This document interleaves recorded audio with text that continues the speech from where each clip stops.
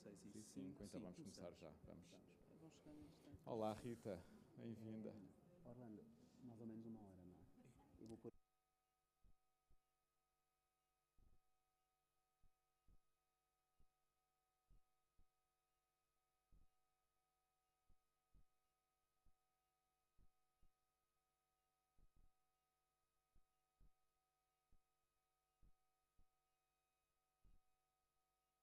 Tá.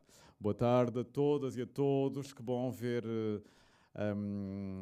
esta sala com tantos amigos e artistas e pessoas vindas da cidade, porque este ciclo Great Artists on Campus, que organizamos já há 2 anos na Universidade Lusófona, é para a cidade. Portanto, queremos fazer deste ciclo uma sala de estar de Lisboa, em que curadores, pensadores, artistas, designers se encontram para pensar a cidade e o coletivo. É essa a intenção desta forma de fazer universidade no século XXI, não é? Já não estamos noutro tempo em que as coisas eram feitas entre 4 paredes para consumo interno. Este ciclo é feito com todos vocês e para a cidade.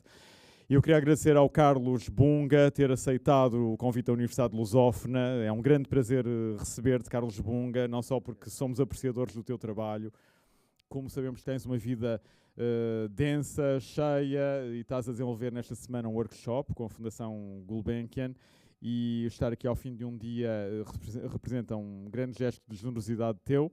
E vou passar já a palavra ao meu amigo e colega Orlando Franco, que vai ler uma pequena nota biográfica de Carlos Bunga, pensando nos estudantes, sobretudo. Vocês podem ver neste momento uma bela exposição do Carlos Bunga no Centro de Arte Moderna da Fundação Carlos Gulbenkian. Impressionante. E agora o Orlando Franco lê-vos uma nota biográfica e passamos a palavra ao Carlos Bunga. Obrigado, João. Obrigado a todos. Obrigado, Carlos. Então, o Carlos Bunga é um artista plástico português nascido no Porto em 1976. Iniciou em 1998, nós fomos colegas nessa altura, os estudos em artes plásticas na Escola Superior de Arte e Design das Caldas da Rainha, na altura ESTEGAD, hoje ESAD-CR. Em 2003 foi distinguido com os prémios EDP Novos Artistas, com uma exposição no Museu de Serralves, e no ano seguinte participou na Manifesta 5, em São Sebastião, marcando a sua estreia em exposições internacionais. Atualmente o Carlos Bunga reside e trabalha em Barcelona, soube já há uns 17 anos. Sua obra caracteriza-se por instalações de grandes dimensões, construídas com materiais simples, efêmeros, como cartão, fita adesiva, tinta doméstica, questionando sempre a arquitetura como linguagem de poder, explorando temas como imigração, identidade.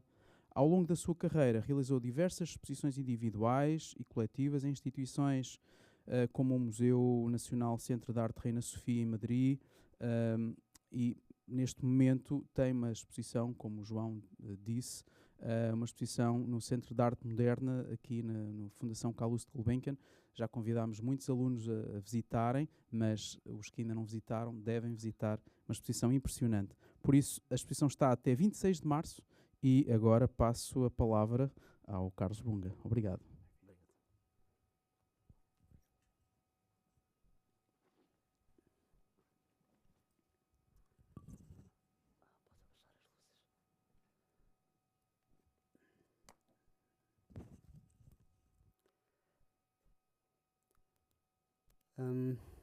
Olá a todos. Queria compartilhar com vocês que a vida me proporcionou uma viagem maravilhosa e a arte foi o caminho. Sem ela não teria saído do mesmo lugar, não seria a mesma pessoa, seria um outro eu. Com a arte aprendi a ser livre, porque a liberdade não se pede, se pinta. E pinto de maneira errante, sempre. Errar para mim é permanecer vivo, é recusar a estagnação, é transformar a incerteza em gesto. O início desta história remonta a um dos meus primeiros desenhos. A minha primeira casa foi uma mulher. O ventre materno foi o meu primeiro espaço de existência. A minha mãe fugia da guerra de Angola, carregando nos braços uma menina de 2 anos e no ventre um outro filho ainda por nascer.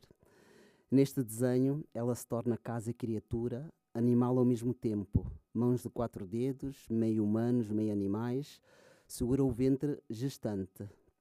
Cada gesto das suas mãos é uma parede, cada abraço um teto. Sob a cabeça, uma cabana. Na barriga, o eco de um selo do legado colonial português, marcado pelas relações desiguais entre colonizador e colonizada. É a partir desta imagem inaugural que me inspirei para a exposição que tem atualmente Habitar a Contradição no CAM, a Casa-Corpo, o nomadismo como território poroso e em trânsito, revela que a identidade nunca é estática, é sempre uma construção dinâmica. Foram muitas as ideias, propostas, dúvidas e questionamentos sobre o que significa habitar a contradição. O que desejava para esta exposição, que despertou em mim um profundo sentido de responsabilidade, por ser um regresso ao país onde eu nasci e por realizar um projeto em um centro de arte tão marcante do panorama artístico português. Nestes desenhos, a ideia de movimento é notório. Foram muitas horas meditando, projetando, questionando, um processo contínuo de escuta interior. Muitas horas sem dormir também. Tudo isto porque este espaço não é um espaço qualquer. Olho para o vazio, normalmente os espaços arquitetónicos, não como ausência, mas como potência, como superfícies anterior ao gesto. Uma tela antes de pintar, uma folha antes de desenhar. O espaço antes de ser ocupado é já campo de inscrição. Existe sempre uma ideologia que o antecede e o estrutura, mesmo quando se apresenta sob a aparência de neutralidade. Cada projeto nasce de um diálogo situado, nunca é neutro. Nenhum espaço é. Mesmo o chamado cubo branco está impregnado de contexto, de memória e de ideologia. Esta imagem constitui um dos pontos de partida fundamentais para o meu projeto na Gulbenkian, no CAM, porque era um convite que também tinha que fazer era um convite para fazer uma exposição individual e também trabalhar a coleção. Esta primeira exposição de artes plásticas da Fundação da Augusto Gulbenkian, em 57, foi realizada na Sociedade Nacional de Belas Artes e marcou um momento decisivo no panorama artístico português do século XX, que desencadeou um imenso debate entre defensores da tradição académica e partidários de linguagens modernas. Esse conflito de identidade tem acompanhado de forma recorrente a história deste centro de arte moderna, refletindo a tensão entre continuidade e renovação, entre herança e experimentação que continua presente. Mas este projeto e a minha obra começa aqui. Tudo começa no jardim. Não como cenário, mas como origem. Interessa-me o que cresce, o que apodrece, o que retorna sobre outra forma. A natureza ensina-nos que nada é fixo, tudo é passagem. Quando conversei com Paula Corte Real, paisagista responsável pelo Jardim do CAM, percebi algo que mudou a forma como pensei o projeto. Ela disse que não há nada mais efêmero no museu do que o próprio jardim. Isso emocionou-me profundamente. Compreendi que o jardim podia existir como presença sensível no espaço. Foi assim que trouxe esta ideia do bosque para dentro do museu. Interessou-me os círculos de água, as plantas, as árvores, os troncos, como contraponto para a geometria rígida do edifício. Outra das peças primeiras que fiz no museu foi encontrar este monumento e pus esta frase, umas letras em metálico, em que escrevi Beijódromo. Um espaço que tinha este desejo para os cuidados, o afeto, e que isso se prolongasse além da exposição. Que este espaço do Beijódromo fosse um espaço para namorar, para estar juntos, para exercer a empatia. Num mundo polarizado, violento e digitalizado, torna-se essencial criar lugares de encontro, sentir o outro, escutá-los, reconhecê-lo, para empatizar. Outra coisa que me chamou muita atenção também neste projeto, quando estava no jardim, foram estas cadeiras. As cadeiras é para as pessoas sentarem-se, para contemplar o espaço. A possibilidade de as pessoas poderem também mover livremente, escolhendo o ponto de vista, fascinou-me. Transpus esta ideia para dentro do museu, permitindo que as pessoas façam o mesmo contemplando as obras. Que bonito que numa instituição podemos pegar numa cadeira, levá-la livremente para ver um vídeo, ou para ver uma escultura, ou deixá-la. Portanto, esse lado performativo me interessou trazer para a exposição, para criar esse diálogo entre o dentro e o fora. Entre o espaço expositivo e o espaço convivencial, entre a obra, o corpo e o corpo que observa. A exposição aqui no Hall foi uma parte muito importante para mim. O convite tinha sido feito para fazer na nave do museu, mas eu resolvi vir para o Hall. E estas peças estar aqui no Hall do museu, eu tinha uma intenção de que o museu fosse menos museu e mais casa. Que o átrio, que é um espaço de passagem, se transformasse em lar, acolhendo móveis reciclados, usados e de segunda mão, que tivessem outra vida e que, mesmo privados da sua função, ainda carregam memória e do cotidiano. Outras peças de mobiliário que também está aqui no hall da entrada são peças que se animam, carregando o animismo. Têm alma, espírito, estão vivas. Gosto de reutilizar todo tipo de objetos domésticos comuns, não apenas por razões de sustentabilidade, mas sobretudo pelo facto de carregarem memória.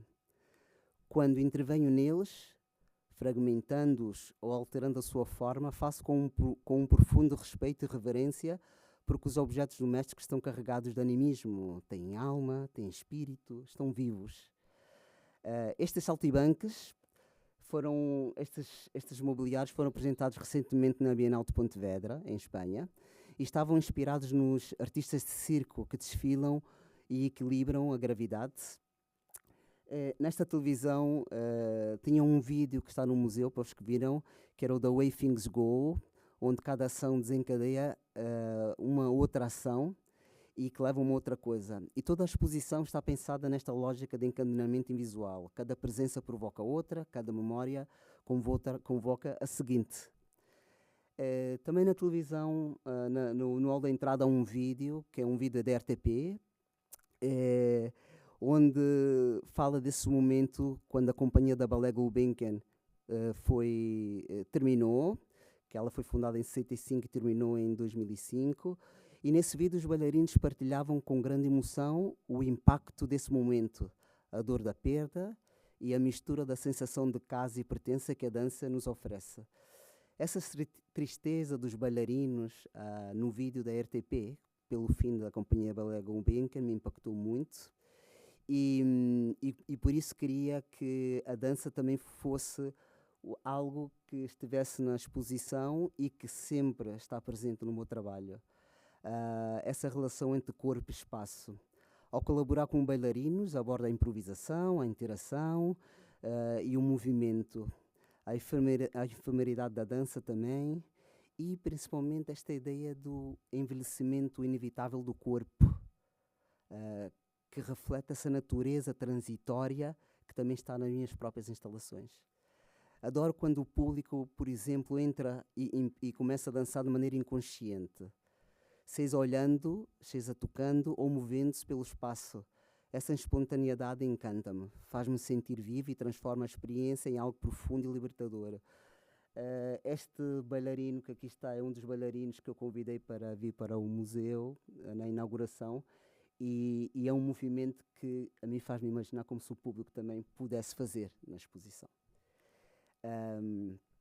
Ao receber o convite do diretor do museu, Benjamin Noel, um curador francês a viver em Portugal, para realizar uma exposição individual no Centro de Arte Moderna e assumir a curadoria da coleção com carta branca, senti que esse era um gesto que carregava em si mesmo um desejo de deslocamento, a vontade de construir e oferecer uma nova imagem da coleção. Havia ali uma confiança explícita nos artistas como eixo central do posicionamento da instituição, não apenas como interlocutores, mas como agentes ativos do pensamento. Para mim, como artista português, imigrante em Espanha nos últimos anos, e a ver fora de Portugal há vários anos, esse reconhecimento e esse convite para mim foi particularmente significativo.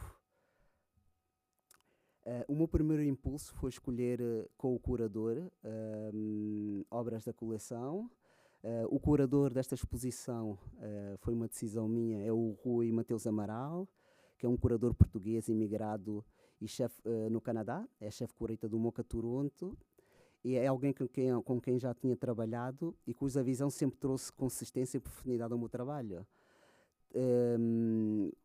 Também neste projeto do CAM, a Inua Gonzalez, que é espanhola, que é Studio Manager, professora e curadora e companheira também, e ela sempre me acompanhou e me acompanha em todos os projetos.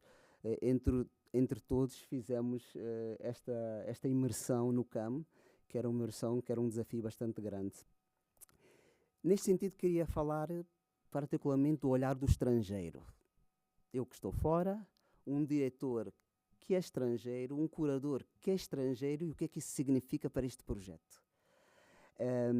Isso significa que isso revelou-se essencial, porque chegamos com um olhar sem hábitos, sem os vícios, com um olhar quase de criança, quando olhamos para a instituição, para a história e para a coleção. O olhar do estrangeiro, de quem vive fora de Portugal, está fora de vícios. Trata-se de um olhar descomprometido, livre de vícios e rotinas enraizadas, capaz de observar o museu e todo o processo com frescura e abertura. Foi importante trazer essa perspectiva externa, essa distância crítica que permite deslocar a narrativa e propor outras novas leituras.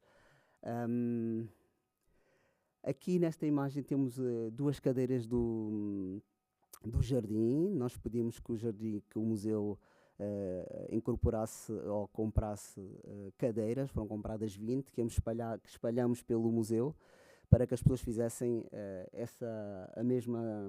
o mesmo gesto das cadeiras quando estavam fora, de poderem sentar-se e apreciar a exposição. Queria também que esta exposição, que tinha muito esta coisa do jardim, fosse algo que estivesse vivo, que fosse permeável e em constante reconfiguração. Interessava-me evitar distinções rígidas entre meios. Portanto, é uma exposição onde nós escolhemos cartazes, a fotografia, a escultura, o vídeo, que tudo coexistesse ao mesmo tempo, estabelecendo assim várias articulações e hierarquias e linguagens. Aqui nesta exposição, uma das coisas que me parece fascinante é sempre esta presença do público. Durante muitos anos eu trabalhei com muitos fotógrafos, umas fotografias incríveis de todas as exposições, mas há uma coisa que me chamou a atenção. Quando os fotógrafos fotografam sem público, para fotografar a obra perfeita. E a mim é uma coisa que senti essa ausência do público. E intencionalmente comecei nos meus catálogos a pedir que o público estivesse presente. Porque os públicos são os bailarinos, são os protagonistas, e as obras são feitas para eles. E, portanto, essa coisa de insistir nestas imagens com o público é uma coisa muito importante, dialogando com obras da Helena Almeida, da Carla Rebelo, ali em cima, que é um livro de artista, o Tony Craig, e ali há fragmentos também, obras minhas, mas isto foi uma coisa que a mim era muito, muito, muito importante. O visitante que entra nesta exposição e circula, sempre vai encontrando coisas. E foi um desafio muito, muito, muito interessante trabalhar nesta exposição do CAM. Nós, nestas imagens, porque a exposição é complexa, podemos ir vendo obras de vários artistas. Há uma obra fantástica, que é aquela ali das mesas, que é da Doris Salcedo. A ideia de falar da vida e da morte. Uma obra particular na coleção do museu, porque é uma obra que está guardada, uma obra que, para montar, põe-se as mesas, põe-se a terra, põe-se as sementes, há que regar, a planta, a erva cresce, e é uma obra que sempre há que ter que cortar e cuidá-la. Ali no meio, aquelas duas coisas negras, as esculturas negras, é uma peça do Carlos Nogueira, chama-se Entre Águas, é uma peça lindíssima que eu adoro, e em frente tinha um vídeo, e tem um vídeo, da Trisha Brown, que baila desesperada. É um vídeo onde a Trisha está a bailar porque tem essa consciência da passagem do tempo, e o tempo é uma coisa constante. No meu trabalho, a ideia de tempo é qualquer coisa constante, é uma luta permanente, E a ideia de tempo e a passagem do tempo é uma luta que todos nós temos constantemente e diariamente. É uma luta constante que todos nós temos. Outras coisas que eu tenho nesta exposição são os nómadas. E há também uma questão autobiográfica que trouxe para a exposição, não só conceptual. Nesta exposição apresentei pela primeira vez uns nómadas feitos em madeira, que aproximam o corpo e a natureza.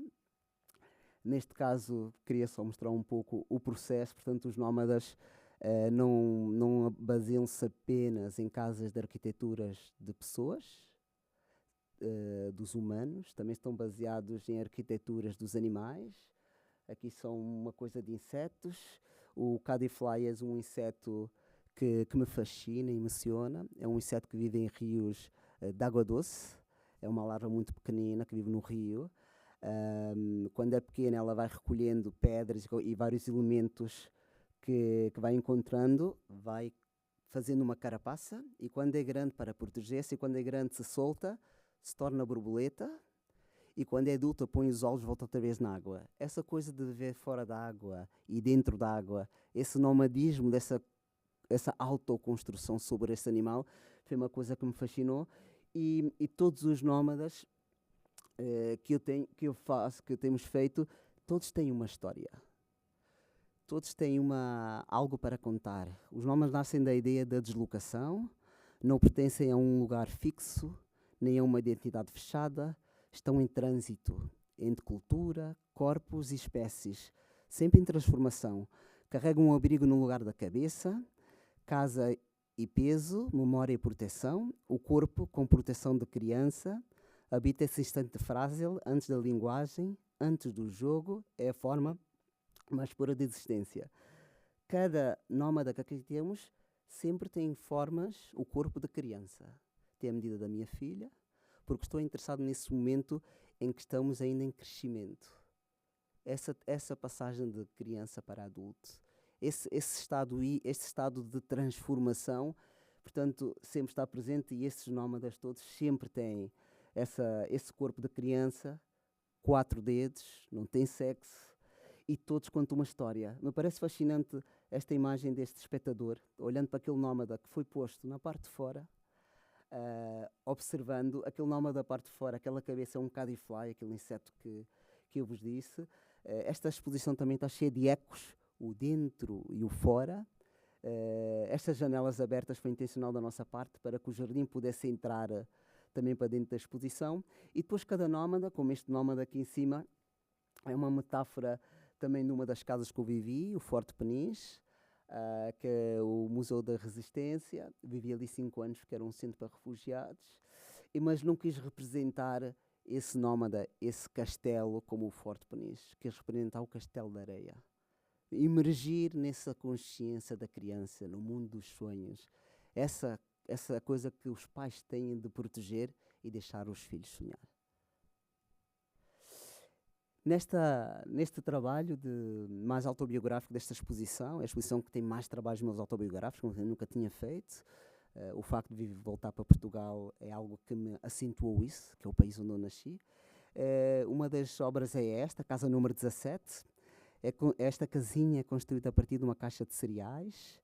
Em 2002, antes de demolirem estas casas sociais frágeis, eu fotografei a casa e depois, com uma caixa de cereais, construí esta casinha e pus todos os detalhes, as janelas partidas, os vidros, os cantos da casa, porque a casa era exatamente isso, uma caixa de cereais. E há pouco tempo, quando eu fui ao meu concelho, a Lourinhã, buscar estas casas, não encontrei nenhuma informação dela sobre esta estrutura, e isso significa que ter feito isto e ter fotografado essas casas é um gesto de resistência contra o apagamento. É uma homenagem à memória. É querer preservar o tempo e não tentar sempre apagar a história. Outro trabalho que eu tenho na exposição é um sobre a minha mãe, se chama Maternidade, e que dissolve essa fronteira entre o íntimo e o coletivo. E ao ampliar estas fotografias, cria um diálogo entre a minha mãe e eu, mas também entre a minha mãe e o espectador. Este se confronta com uma imagem que ganha poder no ato de ser observado. Desejo mostrar quem ela realmente era, poderosa, forte, vulnerável e brilhante por natureza, uma Madonna contemporânea. Nesta obra reflito sobre como o corpo feminino, mesmo atravessado pela violência e pelo preconceito, pode tornar-se um espaço de resistência, cuidado e criação. A minha mãe fez do próprio corpo um território de afirmação, recusando o silêncio e a subordinação. O cuidado materno, entendido como gesto político, é um ato de resistência, criação e amor. Apesar de ser uma obra sobre a minha mãe, eu queria que fosse uma obra que fosse uma homenagem a todas as mães, uma homenagem a todas as mulheres e uma homenagem a essa primeira casa, que foi a nossa primeira casa, o ventre, a barriga, onde todos estivemos e que todos nos lembramos, mas é o início que deu início a esta possibilidade de podermos estar aqui uns com os outros. Quando eu fiz essa exposição na Gulbenkian, uma das coisas na minha investigação que me fascinou foi o projeto ACART. Era uma coisa que me impressionou bastante. Portanto, a Fundação Gulbenkian foi pioneira ao criar um espaço dedicado à arte moderna em Portugal, e a sua visão sempre aspirou a ir além do convencional museu, com a sua coleção e centro de arte. Eu penso que o Centro de Arte Moderna tinha tendências de ser a casa dos artistas, e o projeto da Carte e Madalena Perdigão, eu penso que tiveram essa intuição e essa visão, não é?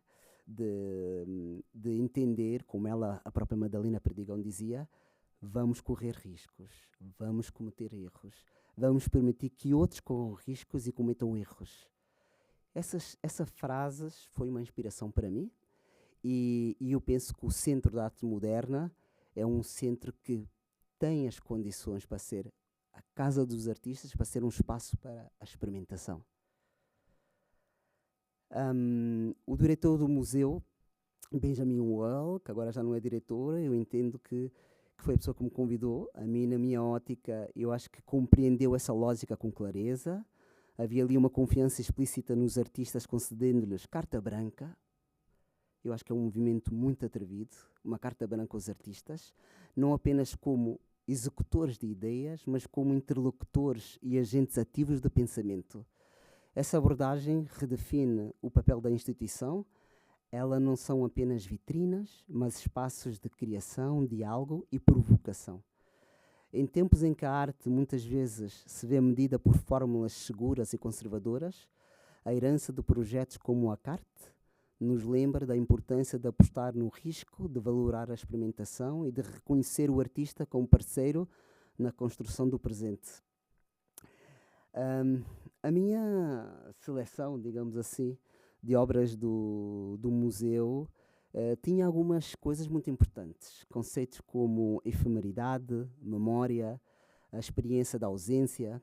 Interessou-me eliminar o visual e o invisível, que de alguma maneira são conceitos que vão ao encontro das minhas preocupações da minha obra, e tentei aplicar isso na seleção das obras da coleção do CAM. Portanto, o diálogo com a coleção do CAM emerge desta tensão, reativar ausências, problematizar a memória institucional e pensar na preservação não como ficção, mas como consciência da transitoriedade. Não se estabelece qualquer hierarquia entre meios, portanto, os cartazes, as fotografias, tudo dialoga, e foi um processo muito exigente, tanto no plano conceptual como na sua concretização espacial. A montagem desta exposição, eu vou-vos passando assim várias imagens. A montagem desta exposição foi um verdadeiro trabalho de equipa, tenho que referir isso. É uma exposição em que sempre houve um diálogo constante entre eu, o curador, e a Ainhoa, a minha studio manager do meu estúdio, e toda uma equipa a trabalhar juntos. Eu trabalho sem planos, sem maquetas, sem desenhos, há um conceito, e estou sempre dialogando com a instituição, sempre propondo.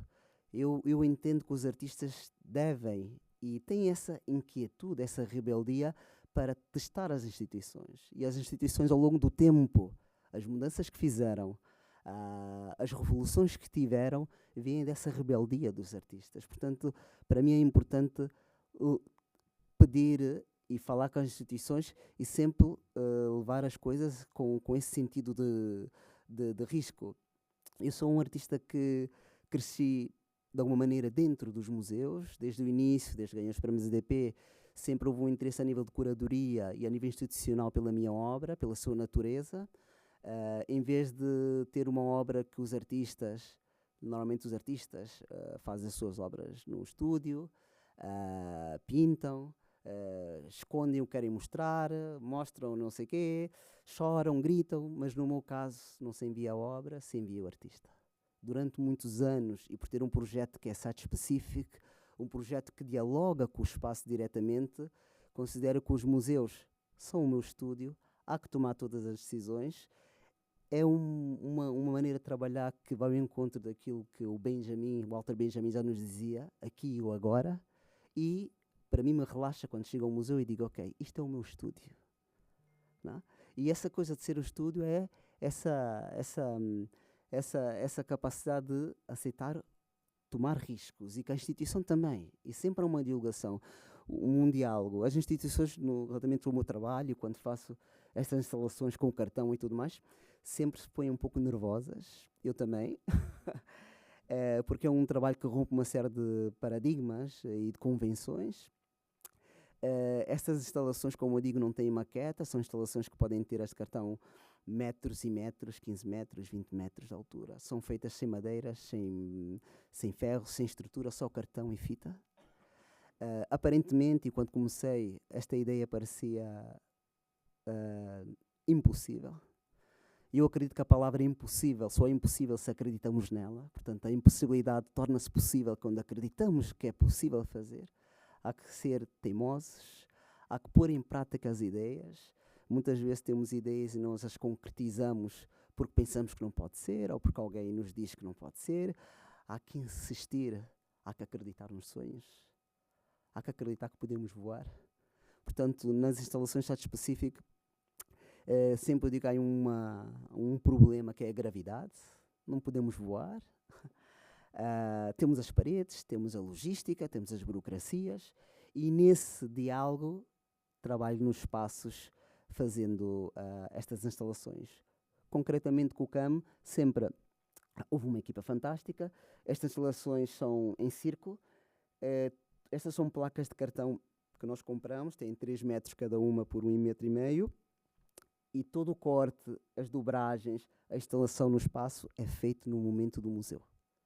Portanto, isto não é uma coisa pelo timing de que seja possível fazer sozinho, eu nos inícios fazia sozinho, mas com esta envergadura é um trabalho de equipa. Eu vejo como um trabalho de equipa, mas sim que eu estou direcionando toda a equipa. Então temos de ter uma capacidade aérea, visual, para gestionar desde o pequeno detalhe e também as coisas maiores. E outra coisa que me interessa muito na instalação e nesta coisa performativa e nesta coisa da dança que eu estava a explicar é esta ideia de que o público deve, e me encanta que o público sejam bailarinos que interatuem com a obra, que aquela escultura possa ter alguém que se tome na escultura para ver aquele cão, que naquela fotografia da minha mãe possa ter alguém que tente imitá-la como ela é. De alguma maneira é um pouco como se as obras de arte funcionam como um espelho. Nós não vemos apenas um objeto no espaço, uma pintura, uma escultura. Funciona como um espelho. Projetamos aquilo que somos naquilo que vemos. E nesse diálogo, algo acontece. E muitas vezes há situações como naquela fotografia que queremos imitar. Ou pode ser algo que nos intimida e não queremos ver. Portanto, a força da arte é essa capacidade de nos transmitir sensações. E eu estou muito interessado que esse lado performativo, seja no modo como trabalho as peças, ou seja no modo como o público interatua com as peças, para mim é muito importante. E por isso, no dia da inauguração, eu convidei bailarinos, ex-bailarinos do Ballet Gulbenkian, que estão naquele vídeos, a regressar ao museu. tinham que ser bailarinos que estavam no vídeo, portanto, regressaram com outra idade, com outro corpo, regressar à casa quando já não tinham ido e que, com os seus corpos, pudessem dançar junto com o público. Foi uma coisa assim extraordinária. Esta exposição também, a outra coisa que me interessou, que era o aniversário da arte, que é um conceito feito pelo Folio. Portanto, dia 17 de janeiro, agora passado, fizemos um evento de reativar a exposição, que era o aniversário da arte. Portanto, me interessa que esta exposição seja um lugar vivo e performativo, onde o corpo é protagonista e a ação substitui a contemplação passiva. Muito importante para mim. O programa expandiu-se pelo hangar exterior, pelo hangar interior, pela nave. Eu convidei uma banda de música de rua também para tocar no museu. Convidei um grupo que era as Pizuin, que é um grupo que estudaram, que vem das Caldas da Rainha, um grupo de artistas também para dinamizar o projeto. E houve famílias, ações no exterior e no interior, bem como espaços dedicados a estar, desenhar e descansar. O museu tornou-se assim um organismo vivo, um corpo coletivo em constante ação. Portanto, alguns eventos foram acontecendo, famílias com os filhos, ali um cesto de basca para tirar uns peluches que representavam obras das Caldas da Rainha. E na nave também eu li um manifesto sobre a maternidade, sobre a minha mãe, um ato performativo. As pessoas abraçavam umas às outras, que havia muita emoção no museu. Isso foi uma coisa assim fantástica para mim.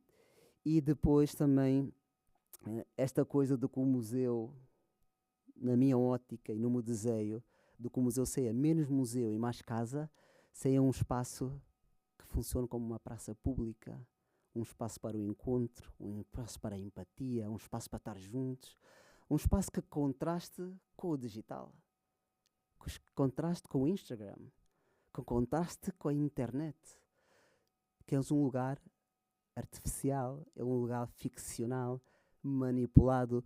E então acredito que quanto mais avança a tecnologia, maior nostalgia sentimos. Necessitamos abraçar-nos, necessitamos estar juntos, necessitamos empatizar. Vivemos num mundo demasiado polarizado e penso que andamos muito frustrados todos, de alguma maneira. Andamos perdidos, de alguma maneira, e não sabemos porquê. E, de alguma maneira, chamar o museu casa. De alguma maneira, que todos nós possamos estar juntos. De alguma maneira, que os museus, agora que fui à Gulbenkian e ao CAM, ver muita gente para ver uma exposição de arte. Significa que todos estamos carentes dessa coisa essência que é a vida, que é a empatia, que é estarmos juntos. E a mim me fascinou no dia da inauguração também, no aniversário da arte, imagens como estas, em que eu fiz uma música, cantava assim, como quem diz, cantar, e as pessoas vinham todas atrás e todas cantavam algo como isto. La, la, la, la, la, la, la, la. La, la, la, la, la, la, la, la. La, la, la, la, la, la, la, la, la. La, la, la. Lembro de uma música que me marcou muito. Nem Mato Grosso, a balada do louco. E a letra dizia: louco é quem me diz e não é feliz. Eu prefiro ser louco. Obrigado.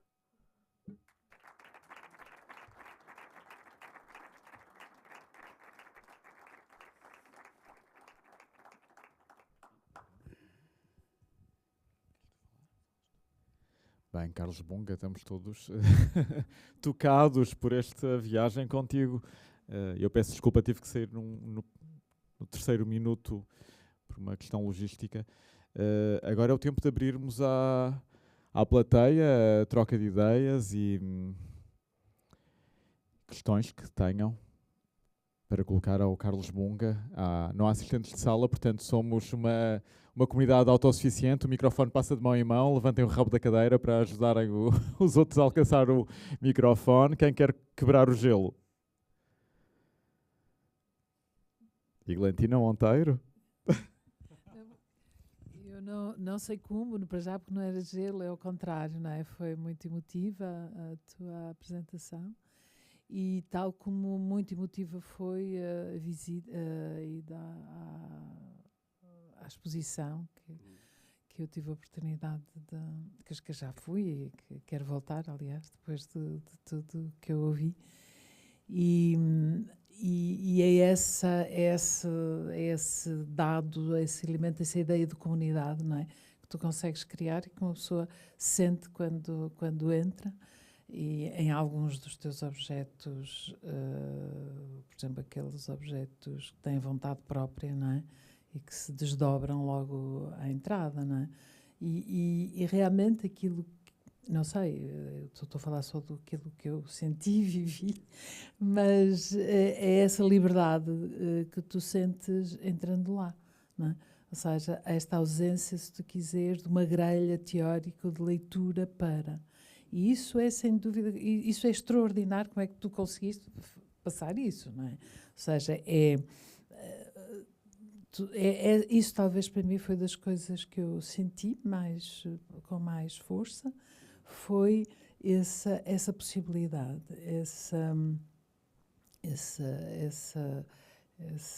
aquilo que talvez o poeta dizia que é deambular, não é? Ou seja, tu deambulas e isso sente-se muito ao longo da tua... Portanto, tu conseguiste essa interpelação, ou seja, nós somos sempre interpelados por objetos que são pessoas, que são coisas, que são interpelantes, não é? Essa ideia da obra de arte enquanto não objeto, não é? Talvez para mim foi das exposições em que isso foi mais poderoso e portanto, avassalador desse ponto de vista. Né? Mas, quer dizer, perguntas... chamado perguntas por aqui, é um artista. Não, mas eu queria só dizer que realmente para mim é muito importante várias coisas. Uma delas, que eu explicava, primeiro, é um regresso a Portugal. Eu tenho feito muitas exposições por vários museus. Já nos últimos anos tenho feito muitas exposições.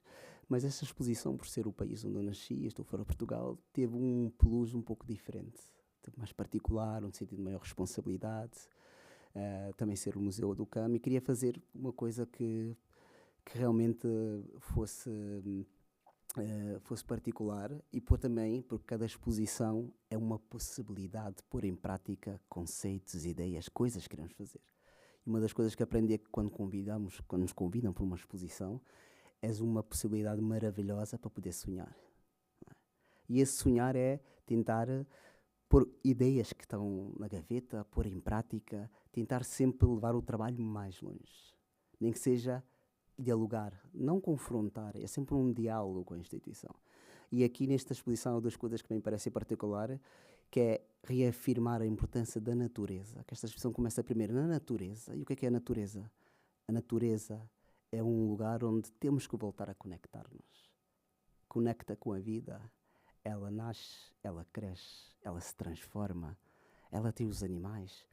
A mim me fascina, por exemplo, os pássaros. Que simboliza os pássaros quando falamos de imigração.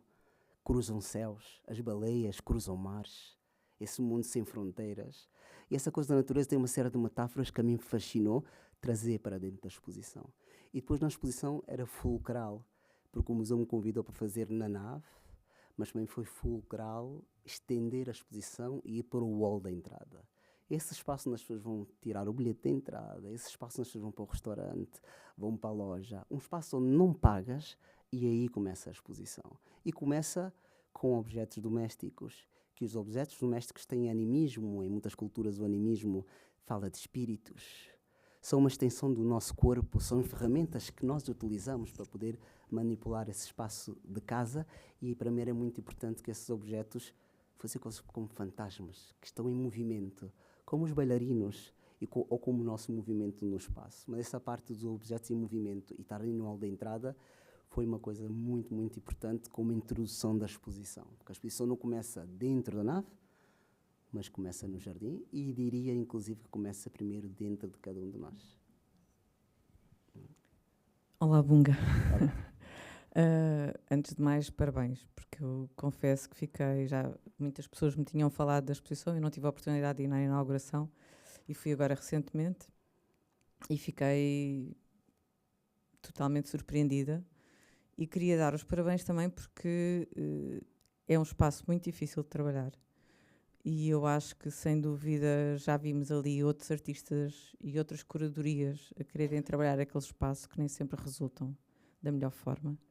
E eu acho que, com certeza também com acompanhamento curatorial, mas eu acho que a interpretação que fizeste do espaço e a relação que fizeste conceptual é tão forte que o espaço foi totalmente ocupado e totalmente preenchido de uma forma muito surpreendente e inovadora para quem, como eu, conhece mais ou menos o teu trabalho. Não sou especialista sobre o teu percurso e sobre o teu trabalho, conheço como um público geral, nunca o estudei, nunca tive a oportunidade de trabalhar contigo, mas fiquei muito surpreendida, sem dúvida, nessa relação exterior-interior, nesse domínio do conceito de casa, que começa pela própria natureza, a natureza que aquilo que é também o próprio outro, que é a natureza da mãe, mas que depois tu astendes ao exterior e fazes dele outra nossa casa, que é a nossa vida, que é o planeta que habitamos, sem dúvida. Portanto, todo esse domínio dos conceitos, depois tendo ido a vários suportes, achei-o surpreendente. Duas questões. Uma curiosidade técnica, porque as pequenas esculturas de madeira, confesso que me fascinaram completamente. Fiquei sem perceber que material era e como é que elas foram concebidas. Eu não sei se tens esse domínio da escultura, do ponto de vista da madeira, se trabalhaste com outras pessoas, com outros artesãos, mas de facto as esculturas são incrivelmente bonitas e tecnicamente perfeitas e maravilhosas. Portanto, o teu desenho original está muito refletido nessas esculturas, está fantasticamente reproduzido através daquelas esculturas e fiquei muito curiosa como é que elas foram feitas. Eu não conhecia esse teu trabalho escultórico, portanto não sei se já houve anteriores e que madeira é aquela, porque é linda. Outra questão tem a ver com a exposição coletiva, com as obras, essa seleção e esse diálogo, e eu aí tenho muita dificuldade, e eu acho que outros curadores também e outras pessoas, na ocupação daquelas zonas superiores. Sim. Aí sim foi aquilo que eu não gostei, confesso. Tive muita dificuldade com essa ocupação porque, nomeadamente, eu fui com o meu filho, que não conhecia praticamente nada do teu trabalho, tem 20 anos, e ele nem se apercebeu inicialmente daquelas pinturas, e eu dizia, não, aquelas são trabalhos também do próprio artista. Ele disse, oh mãe, não consigo ver bem. E esta coisa de não chegar lá, eu acho que dificulta muito. O vídeo ainda vai, mas a pintura está demasiado longe. E esse, pronto, é a única crítica que eu faço, o resto adorei. Gostei muito da exposição, gostei do conceito das cadeiras, acho que é muito importante também. Essa extensão que fizeste, essa penetração daquilo que é qualquer coisa exterior à tua criação e à exposição, mas essa ocupação, confesso que eu acho que não. Olha, sim, só para responder, o modo como a exposição está pensada para funcionar como uma coreografia. Portanto, o espaço é um espaço muito difícil. É um espaço que tem uma presença muito grande. Eu para fazer projetos neste espaço, eu muitas vezes digo primeiro há que fazer amor com o espaço para poder entendê-lo. O que significa que há que entender o espaço, olhar-lo, passar tempo. Vim muitas vezes a Portugal, vi o museu em obras, o Benjamin Tincon viu o museu em obras, depois quando inaugurou a primeira exposição, vi o espaço vazio e fui tirando umas notas. Uma das coisas que olhando para a natureza, que pensei que podia funcionar muito bem, era o contraste da ideia do circular da natureza, dos troncos, para contrastar com a geometria muito rígida da arquitetura. Que nesse contraste, quando nós fazemos os desenhos, quer dizer, uma linha rígida e esta coisa mais orgânica, que ali é uma coisa fantástica, mas que para funcionar tinha que ser muito densa. O da Leonor Antunes, eu continuo a pensar que é um projeto fantástico, mas as transparências fazia com que o espaço se impusesse um pouco. E pensei que tinha que ser mais opaco. Uma coisa densa, para mais opaco, para que o espaço não se impusesse. E de alguma maneira que houvesse sempre um diálogo entre uma coisa e outra. Muito importante a ideia de que essas peças convidam o público a estar, a entrar. Se não entramos, não temos a mesma experiência. Há duas, inclusive, que as pessoas podem entrar, se podem esconder. Portanto, é uma peça muito interativa. E a palavra interativa, hoje em dia, com o digital, eu acho que as exposições interativas, fisicamente, são importantes. E gostei muito do conceito das esculturas, o peso das esculturas, que lembram quase aquelas esculturas. As colunas, por um lado, são clássicas por serem polifacetadas, depois são quase dóricas naquela dimensão muito estrutural, muito forte. Sim, tem essa relação entre natureza, mas também arquitetónica, não é? Por exemplo, na arquitetura gótica, essa coisa de chegar, que tinha um pouco isto, essa coisa de chegar lá em cima, as nuvens, ou coisa assim. Sim, tem todo um percurso histórico, sim, quase pela lógica de coluna, mas eu queria só referir, muito bem claro, eu queria referir essa parte das paredes. Na análise que nós fizemos, porque isso é sempre um trabalho de curadoria entre eu, o Rui, o curador, um tipo fantástico, açoriano, imigrante, curador do Moca Toronto, havia trabalhado com ele, sabia que era uma pessoa que nos entendíamos para este desafio do CAM, tinha que ser alguém que chegasse com frescura, e a minha companheira Ainhoa também. E uma das coisas que vimos, essa parede alta é intencional, portanto, a ideia é que quando faz uma dança, não queríamos só ficar no plano convencional dessa linha horizontal. Queríamos intencionalmente levantar essas peças lá em cima. Essas paredes nunca foram utilizadas na história da instituição, é a primeira vez. Mas a mim me interessava que quando estás, por exemplo, na mezzanine, tens essas partes conceptuais de todas as obras, Túlio Saldanha, Carlos Nogueira, Helena Almeida, não há pinturas praticamente, mas quando estás na nave ou quando estás mais ao pé da varanda, consegues ver a pintura, mas é intencional. Também queria dizer que esta exposição não terminou. Há uma segunda parte da exposição, desde agora já há uma peça que foi mudada, até dia 14 há várias obras que vão ser mudadas da exposição, e dia 14 voltarei outra vez a Portugal para fazer uma performance em público, estão convidados, onde eu vou transformar toda a exposição. Portanto, esta é uma, digamos assim, que há uma questão do que me interessa, que é uma exposição que está viva, que é orgânica, que respira. Vamos trocar obras, vamos fazer a performance onde vamos a tombar, essa coisa vertical vai ficar na horizontal, com presença do público também. Os diálogos, que eu não falei aqui muito, não tinha muito tempo, o diálogo da coleção e dos artistas foi uma coisa extraordinária, foi emocionante o que aprendi neste museu. A proposta inicial era trabalhar com a coleção do CAM, e nós entendemos que o CAM e a Gulbenkian é uma coisa mais complexa. Assim que fomos aos arquivos, fomos à biblioteca, fomos olhar uma coisa muito mais ampla, não é? E romper com esse lado mais convencional da arte, da pintura, da escultura. Queríamos ir para a caricatura, para a documentação, livros de artista, que se fosse uma coisa muito mais complexa e hierárquica, inclusive com os artistas mais consagrados como Helena Almeida ou Vieira da Silva pudessem ter obras pouco conhecidas. Fascinou o cartaz da Vieira da Silva, aquele cartaz da poesia na rua. O fantástico daquele cartaz é falar da história de Portugal, do 25 de Abril, mas também ela fez 2 cartazes, estava em Paris. Há um que está desaparecido. Ter aquilo na exposição é reivindicar o que não está, o que não existe. Portanto, o artista japonês, o Tahara, o artista japonês com aquelas fotografias do chiado queimado, aquilo foi emocionante encontrar aquelas fotografias.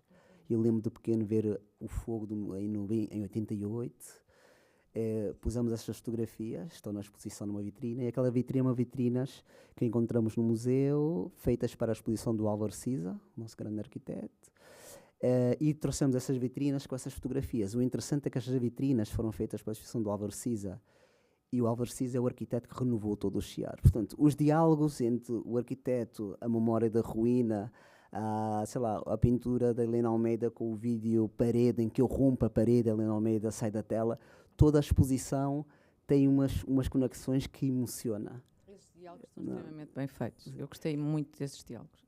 Isso acho que sim.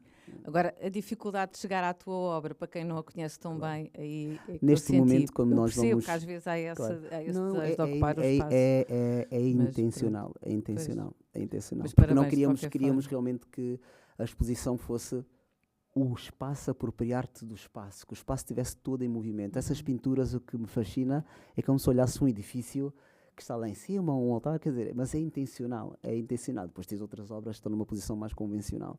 Mas nós queríamos realmente que todo o espaço fosse uma coreografia, no modo como as obras estão expostas e no modo como o público deambula pelo espaço. E como eu expliquei, quando o público olha para cima, olha para baixo, gira, dança sem ser consciente. E é muito importante hoje na arte ter a experiência. Eu acho que nós necessitamos e andamos carentes dessa experiência de sentir, de tocar, de obras como, aqui não fiz, mas há essas pinturas no chão que eu tenho, que as pessoas tiram os sapatos e caminham, a do Bosque, aqui na Gulbenkian, que tu entras, tocas. É muito importante para desmistificar o que é o museu, desmistificar o que são as molduras, desmistificar o que são as vitrinas, que seja um espaço muito mais humano, digamos assim. Sim, e que as essa pessoas, vivência conseguida e o diálogo com os outros artistas, que também começa cá em baixo com alguns apontamentos. Sim. Eu acho que é super importante. Fala-me só um bocadinho das esculturas. As esculturas eu tinha feito, eu quando em 2006 fui viver para Nova York com uma bolsa da Fundação Santander, e quando vi Nova York andava de metro, a cidade vai muito rápido e eu já andava a viajar muito por todo o lado. E comecei a fazer os desenhos dos nómadas, essa figura que a cabeça é substituída por uma casa, os corpos em vez de ter 5 dedos, em 4 dedos, meio animal. Basicamente me interessa essa ideia do instinto, essa ideia de adaptação, essa ideia de teres que te adaptar a uma nova língua, uma nova cultura, aos novos contextos. E no meu projeto no Palácio de Cristal com a Reina Sofia, é a primeira vez que eu fiz uma escultura destas, numa espécie de papel machê, escultórica, era um miúdo com uma cabeça de uma das casas que eu vivi, que estava na exposição. Essa escultura também tinha o corpo de criança. E agora, para esta exposição, resolvi fazer estas pela relação com a natureza. A madeira que conectara com a natureza lá fora. Foram feitas aqui em Lisboa, vim várias vezes. Há aqui um estúdio, tem uma equipa fantástica. Vim várias vezes, apresentei os desenhos, estivemos a moldar juntos, foi assim um processo, mas fizeram um trabalho incrível, todos juntos, por isso eu digo, um trabalho de equipa, e é a primeira vez que estão sendo apresentadas e foram feitas especificamente para esta exposição. Produzimos 6 novas esculturas. Portanto, é uma exposição que foi muito intensa todo o processo, 2 anos de trabalho para fazer esta exposição de Habitar a Contradição. Nada. Olá. Tenho algumas perguntas práticas. A primeira, quanto tempo durou o processo de instalação? E podes falar um pouco mais sobre a forma como comunicaste as tuas ideias e instalaste as obras sem uma maqueta, sem utilizar uma maqueta? Porque eu trabalhei com CAM, isso não é muito fácil.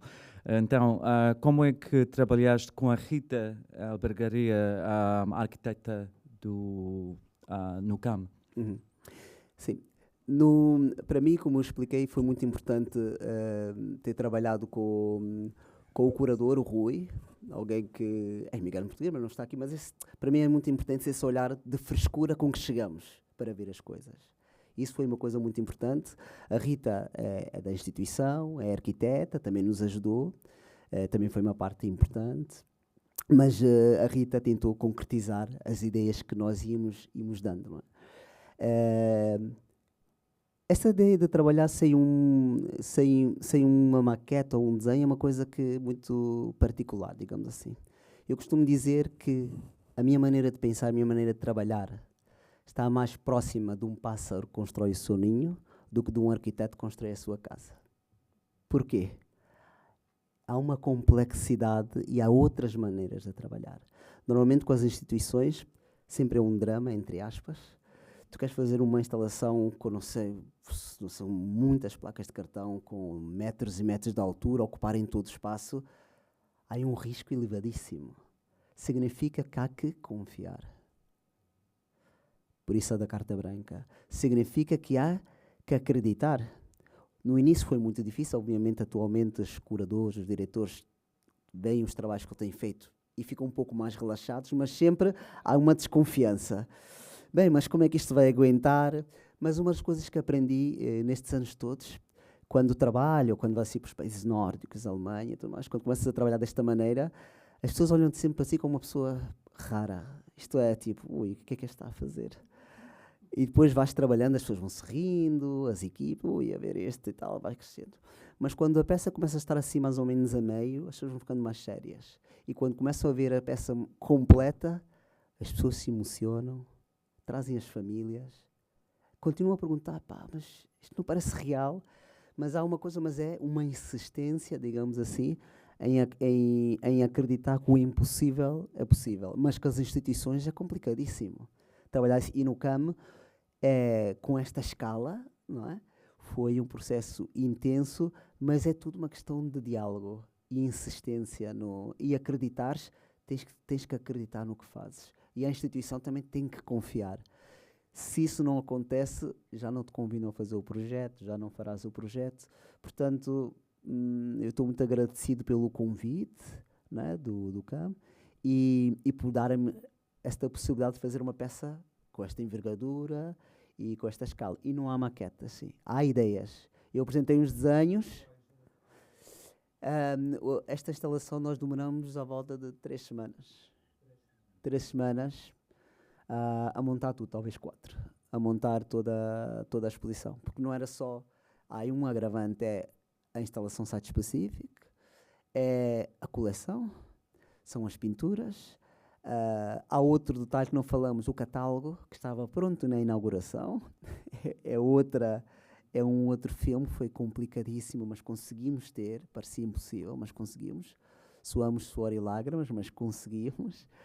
E tudo junto, no final, a mim, quando perguntam como fizeste, sempre que me perguntam como é que eu fiz e tal, sempre digo que não sei. O que mais me fascina nestes trabalhos é que me surpreende a mim mesmo, não é? Então é como se estivesses dentro de um processo e tu fazes, não é? E com as equipas e tudo mais. E no final há algo que te escapa. É como nas pinturas. Um dos momentos mais maravilhosos das pinturas é quando a pintura trabalha no chão e quando a levanto, essa coisa que se vai craquelando, que se vai abrindo. Há aí um ponto que não controlas e isso é o maravilhoso da vida, não é? Nós temos uma obsessão com o eterno, nós temos uma obsessão em ter tudo controlado. E essa coisa de ser poroso, essa coisa de deixar-se contaminar, essa coisa de deixar-se que as coisas aconteçam, essa coisa do erro, não olhar para conceitos como erro, como uma coisa negativa. O erro é uma coisa maravilhosa. O erro possibilita estar vivo, possibilita corrigires, possibilita-te uma série de coisas, não é? Então,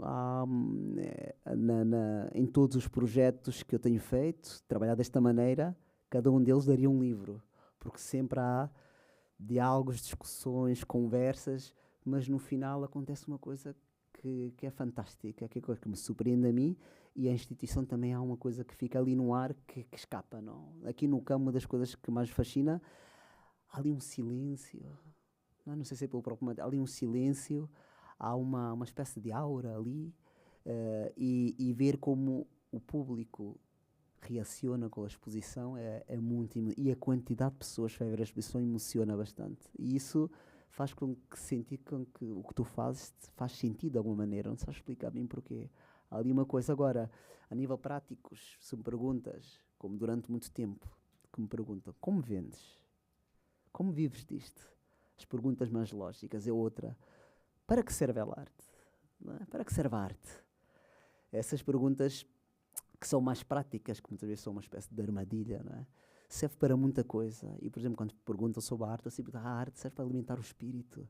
Andamos todos esquizofrénicos, falta de valores, carentes da experiência, não? E a arte tem isso, é uma coisa que toca a alma, toca o espírito, toca a psicologia, toca... Não. Nada.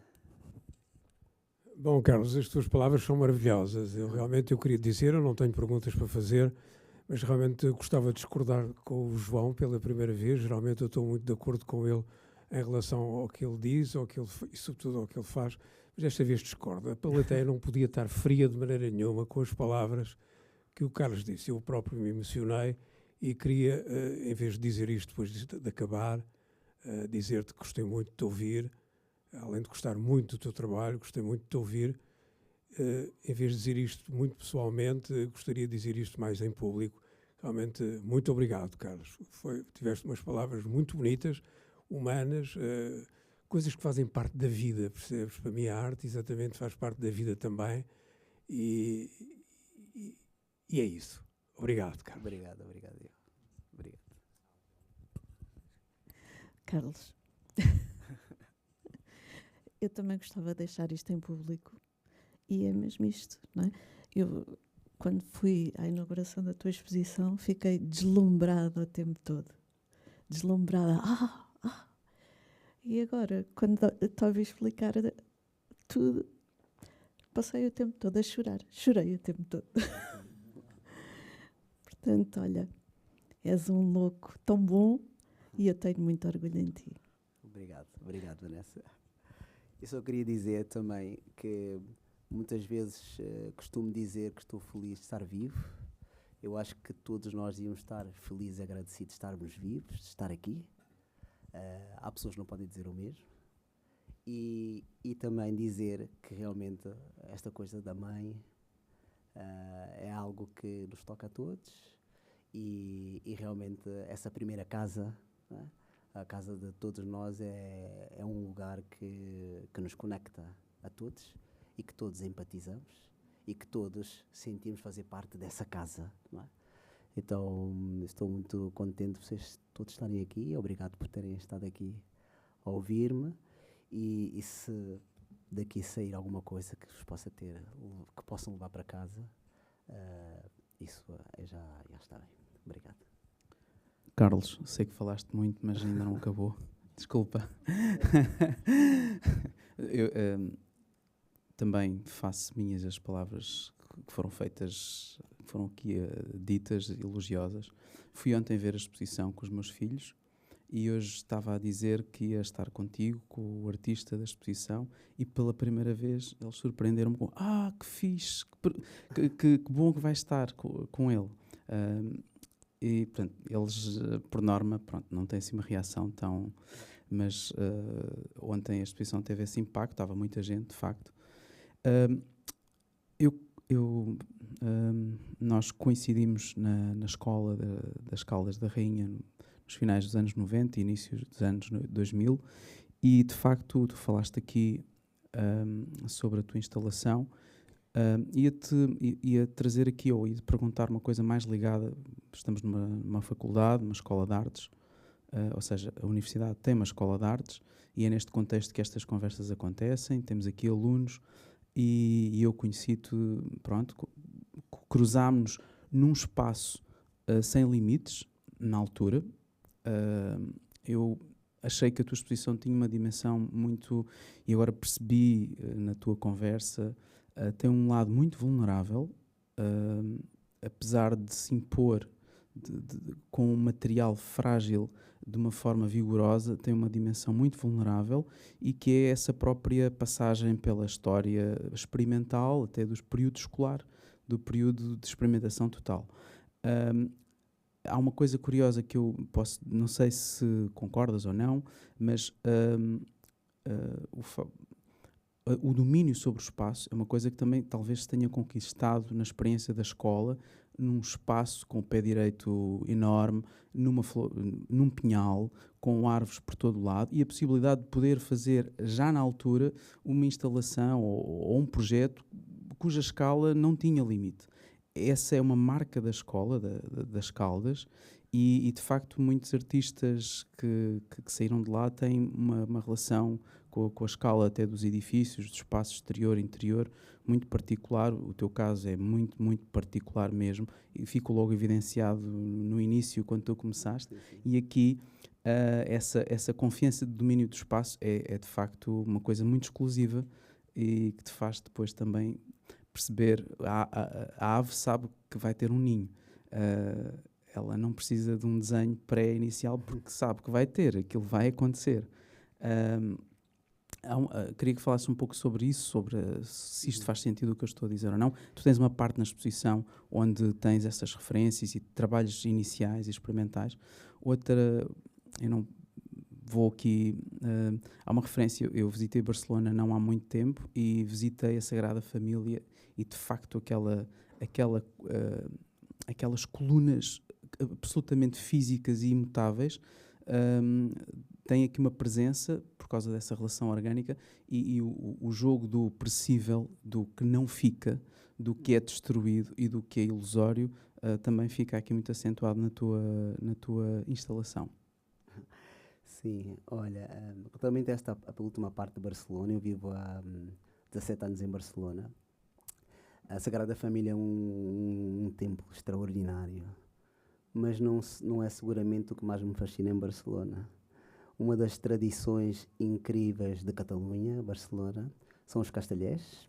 Os castelhés é um evento popular, é uma casa que só pode acontecer, um edifício só pode acontecer na praça pública.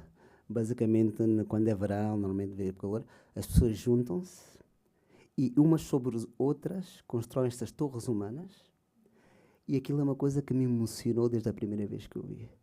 Que para construir uma arquitetura não haja madeiras, não haja paus. E se a arquitetura é feita para as pessoas, independentemente do estado social, o objetivo é que as pessoas, entre elas mesmas, consigam construir essas torres humanas. E depois normalmente vai pelos mais fortes. Embaixo o público pode dar suporte a essa, como uma base de suporte a essa torre. Vai sendo dos mais fortes e o último é a criança que sai lá em cima e fazem aquela torre. No final, essa torre se desmonta, depois montam várias e no final, quando termina tudo, todos vão para casa e a arquitetura desaparece. Isso é uma coisa que me emocionou muito em Catalunha, essa arquitetura humana, que marcou muito e reforçou muito conceptualmente, filosoficamente, a minha maneira de pensar. E depois as Caldas da Rainha foi um lugar marcante em toda esta história. O que eu quero dizer é que a exposição do CAM não é o resultado de uma ideia, é o resultado de anos de trabalho. De anos de experiência. Essa acumulação de experiência é o que faz possível fazer um projeto como o do CAM. Trabalhar durante tanto tempo com tantos museus, tantas exposições, lidar com problemáticas, tudo isto faz com que ganhes experiência e isso reflita no espaço. E outro tema é a ISAD. A ISAD foi um lugar que me marcou muito e quando entrei na ISAD estava assustado. Pensei que era uma escola anárquica, todos eram anarquistas. E eu me rompeu completamente o conceito da belas artes. E hoje em dia que falamos ainda em belas artes, que é uma palavra bela que devia ser questionada. Mas era uma escola realmente vanguardista. Na exposição do CAM eu tenho duas vitrinas, uma é as Caldas da Rainha e outra é o Aniversário da Arte de Coimbra. Dois eventos diferentes, mas que têm uma particularidade. São eventos que aconteceram fora dos grandes centros de Lisboa e do Porto e eram eventos rompedores. Eu sinto atualmente um privilégio de ter estudado nas Caldas. Tinha um espírito realmente reivindicativo, as características da escola. Essa ideia do parque era uma coisa que passava horas no parque a ver as árvores, a fazer exercícios, a própria arquitetura. Os professores, muitos professores eram artistas. Pessoas como João Onofre, Leonor Antunes, Marta Soares, Gilberto Reis, Ruth Rosengarten. Bom, eram vários, eram professores nas Caldas Rainha, foram meus professores. Depois, quando era na licenciatura, havia essa liberdade de investigar muito sobre o teu trabalho pessoal entre a teoria e a prática, foi muito importante. E nas Caldas foi onde comecei, que me marcou muito nas Caldas também, foi essa frustração para a pintura. Houve um momento, quando comecei a pintar, que me frustrei com a pintura. Pensei que tinha deixado de pintar. E ao mesmo tempo comecei a ter um fascínio pelos edifícios em ruínas. As Caldas de Rainha, e a cidade era uma cidade que havia muitas demolições. E essas marcas dos edifícios na cidade me fascinavam. Pensavam que eram pinturas melhores que as minhas. E estavam no espaço real. Estavam vivas. E então uma coisa que eu foi pôr as minhas pinturas nesses edifícios. Las pendurava, fotografava. E houve uma coisa que aconteceu maravilhosa, foi que ao pôr essas pinturas nesses edifícios, senti que a pintura desaparecia.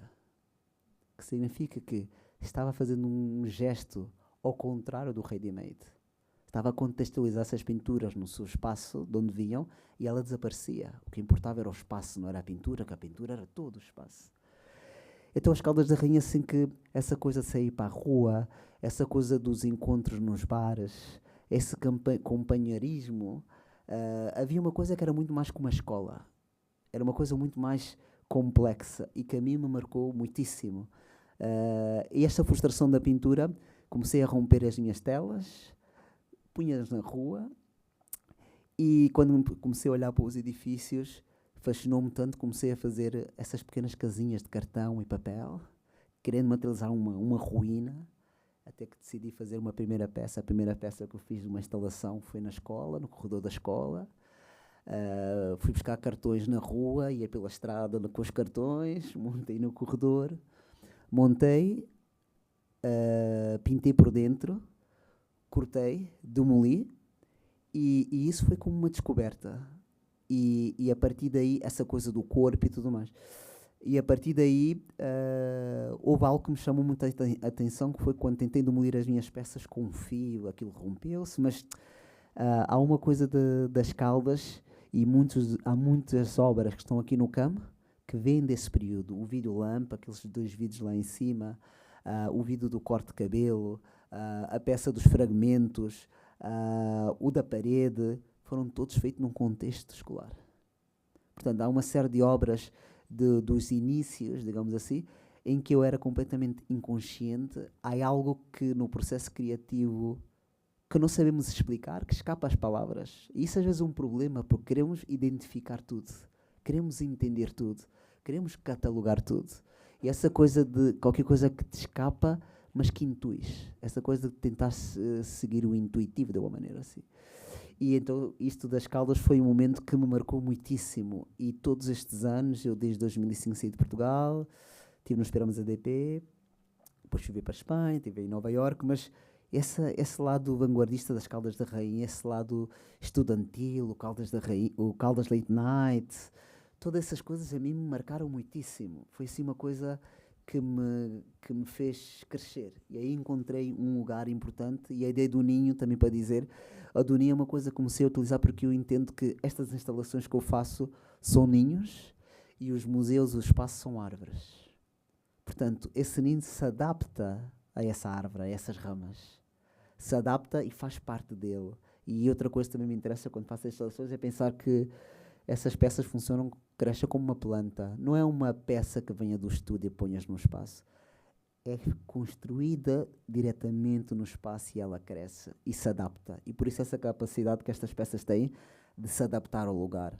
Construída e posta em ação. E por outro lado, esses espaços não são espaços reais. É uma projeção mental.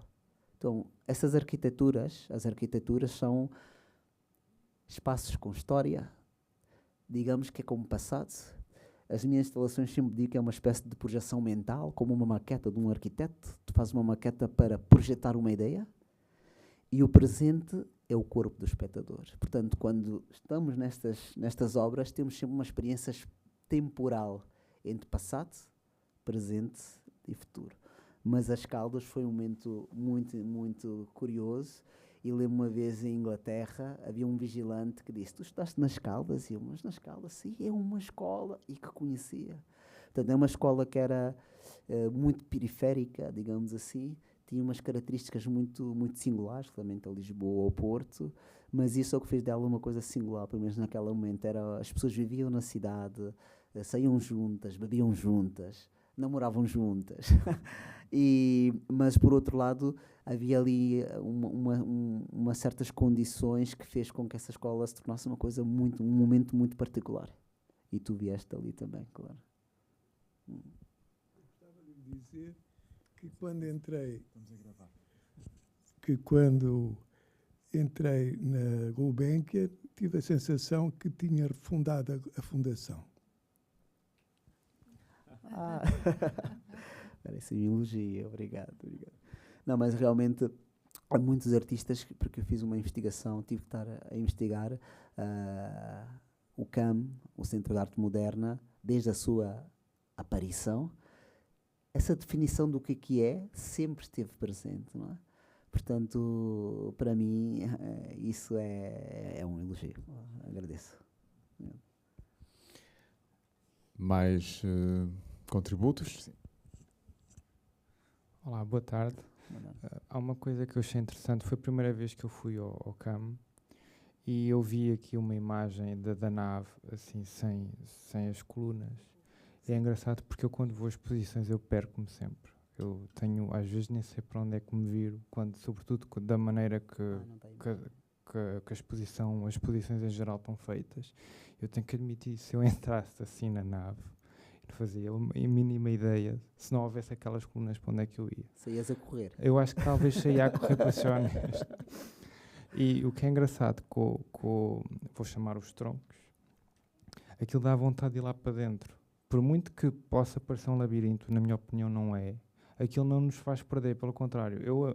Quer dizer, talvez seja uma experiência mais pessoal, a mim faz-me vontade de estar ali e de justamente ir ver a exposição, ou seja, de entrar, ou seja, eu gostava de entrar, depois saía para ver uma, depois voltava a entrar de propósito, como desculpa, para subir lá para cima. E eu senti que os miúdos também faziam muito isso, ou seja, aquilo era uma coisa muito interativa, e a minha pergunta é se, justamente como foram pensados, essas colunas, se era para também criar essa sensação imersiva e lúdica, no sentido que, ok, não é um espaço todo aberto, onde a pessoa se perde, mas é uma coisa onde as pessoas pode ter a sua própria vivência dentro do espaço. Uma das coisas, quando eu cheguei a esse espaço e vi o vazio, realmente, paras a respiração. Mas, se Davi derrotou Golias, nós podemos ficar ali, não é? E não é uma questão de confrontação, sempre digo que é uma questão de diálogo. Eu, quando cheguei àquele espaço, há duas coisas. Há uma coisa que me chamou particularmente a atenção, que foram os elevadores. Este espaço, por incrível que pareça, tem 2 elevadores, não é? Temos um ali e um deste lado. E, quando falei com os engenheiros, o que é que ia fazer, eu lhes disse uma coisa: eu tenho um desejo enorme. Quero fazer desaparecer os elevadores. Olharam para mim, bom e tal. E depois, numa negociação, aceitaram. Mas uma das coisas que me parece fantástico, na minha ótica pessoal, é que tu, quando vais ao espaço, ninguém fala do elevador. Não existe elevador. Não é? Foram as 2 primeiras coisas que cobri. E foi intencional. Queria, da maneira que tapar os elevadores, trazer essa forma em circular, era transformar o espaço em que o espaço fosse mais humanizante, muito mais humano. Inclusive também com a própria natureza do cartão, uma coisa cálida, uma coisa que te convide, confortável. A acústica do material, o cartão é uma coisa fantástica, porque tu, quando, por exemplo, há 2 das estruturas que entras, para mim era importante que houvesse algumas que entrasses. Eu não queria que fosse uma instalação só que as pessoas pudessem ver de fora ou contornar. Aquelas 2 há 2 que estão lá dentro, que as pessoas podem entrar, que eu queria que as pessoas desaparecessem, que se escondessem. Portanto, fosse um espaço também para o refúgio, um espaço para jogar, um espaço para estar. Há uma peça da coleção da Tula Saldanha, que é esse cubo, que as pessoas tiram o sapato e entram. Também tem a mesma coisa, peças lúdicas, peças para interatuar, para jogar, para saltar. É muito importante, porque eu penso que isso, hoje os museus necessitam trazer a experiência, ou nós necessitamos, o público necessita a experiência, e é tão ou mais importante no momento em que vivemos o digital. As horas que passamos na internet faz com que tenhamos essa carência e essa necessidade de tocar. Portanto, os museus que tenham obras que as pessoas possam entrar, interatuar, jogar, todos temos uma criança dentro. Portanto, o que tu me dizes para mim é muito importante, era uma das coisas que eu queria que as pessoas entrassem. O desejo era que as pessoas entrassem, parassem, porque a escala da peça era tão grande, a ideia é que as pessoas normalmente param. Mas não paras porque não é que não possas entrar, paras porque a escala, porque é densa, te faz situar um pouco. Depois questionamos, isto aguenta? Gostamos com essas lógicas. Depois normalmente podes até tocar e vais entrando pouco a pouco te vais relaxando e há ali uma conexão super bonita. E essas janelas que nós dissemos para estar todas abertas, fazem seca entre o dentro e o fora. O bosque da parte de fora com o bosque da parte de dentro. É uma espécie de eco. Inclusive por uma das esculturas na parte de fora, também tem essa coisa de que a parte de fora e dentro estão sempre em diálogo. Mas sim, esta é um projeto e a mim o que me fascina é que as pessoas entrem, e um dos meus desejos também, e dizia isto sempre no museu, é que as pessoas entrem e não queiram sair. E se saírem, que voltem com os amigos, que voltem com a família, que voltem, porque é uma exposição que eu penso que pode suscitar essa coisa de querer voltar. Porque é uma casa, e essa ideia de casa, para mim, é muito importante. Portanto, inclusive também na exposição, essas pequenas capelas, que eu chamo capelas, onde tem esses trabalhos mais íntimos, o da minha mãe e da casa número 17, normalmente são espaços que estão tapados, são os trabalhos mais íntimos. Então eu queria que tivesse essa parte mais íntima. Por exemplo, o quarto verde, que eu não falei, tem o título de O Lugar Onde Cada Dia Abandonamos o Mundo. O que é o lugar onde cada dia abandonamos o mundo? O momento de dormir. Quando adormecemos na nossa cama, abandonamos o nosso corpo, desaparecemos. É o momento de maior vulnerabilidade do ser humano, ou maior vulnerabilidade de qualquer ser. Nos podem tocar, nos podem fazer... Nós estamos ali, estamos nos sonhos, estamos no inconsciente, mas o dormir é fulcral para qualquer ser vivo. E essa peça também gosto muito, porque aquela cama é uma cama que está relacionado com a minha infância, que era uma cama dos presos políticos em Portugal, do Forte Muniz, e é uma cama onde eu dormi durante muito tempo. Mas essa ideia de abandonar o corpo é uma ideia que me fascina bastante, e essa luz acesa, sempre essa coisa de esperança, essa coisa otimista. Eu acho que temos de ser otimistas, e eu penso que para lidar com um espaço como esse do CAM, tens de ser uma pessoa otimista, e ser otimista é acreditar que é possível. É dialogar, e tudo isso faz com que as coisas aconteçam de alguma maneira, é continuar a sonhar e manter esse espírito de infância. Quando falávamos dos nómadas, eu não disse, uma das coisas do nomadismo que é interessante, e quando eu falo dessa figura sempre de infância, é essa infância, esse momento anterior ao saber ler, anterior ao saber escrever, esse momento de jogar, e que esse jogar, essa inocência se mantinha no tempo, porque quando perguntamos da ideia de casa, que todos nós conectamos com a ideia de casa, a casa é uma coisa complexa, e se todos nós podemos dizer o que é a casa, e a maior parte das pessoas contestam a casa coisas como proteção, refúgio, mas a casa também é um lugar cheio de traumas, cheio de segredos, cheio de angústias. É seguramente o lugar que mais nos marca a todos quando crescemos. E para mim, todos estes anos, e com as casas onde eu vivi, como cresci em Portugal havia muitas casas desde pequeno, aprendi que a casa, e a minha casa, não tem janelas, não tem portas, não tem armários, não tem quartos. Aprendi que a verdadeira casa são as pessoas que amo. E penso que a casa de todos nós é aquela casa onde nos sentimos amados, valorizados, protegidos, que nos façam sentir pessoas importantes, que nos abracem. Essa é a verdadeira casa. É uma coisa que está muito mais longe, que não é tantas paredes. Por isto os castelhés. Essa coisa das torres humanas com os próprios corpos, no sentido coletivo, de estar juntos. Essa arquitetura, quando não há esse lado coletivo da praça pública, não existe. Portanto, é uma coisa muito mais complexa a ideia da casa.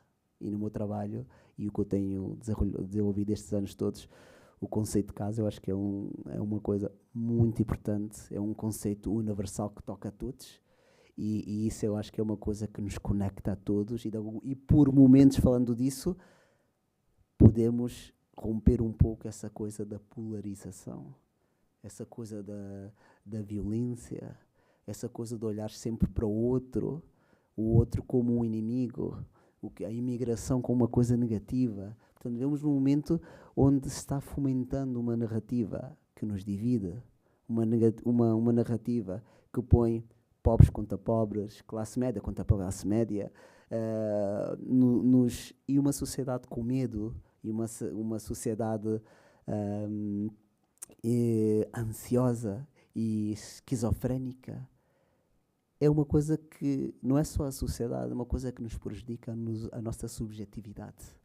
Passamos a desconfiar, passamos a ter medo, entramos numa coisa que é muito assustadora. E por isso chamar casa ou museu, insistir nesta ideia da casa, é tentar trazer essa mensagem da importância de estar juntos.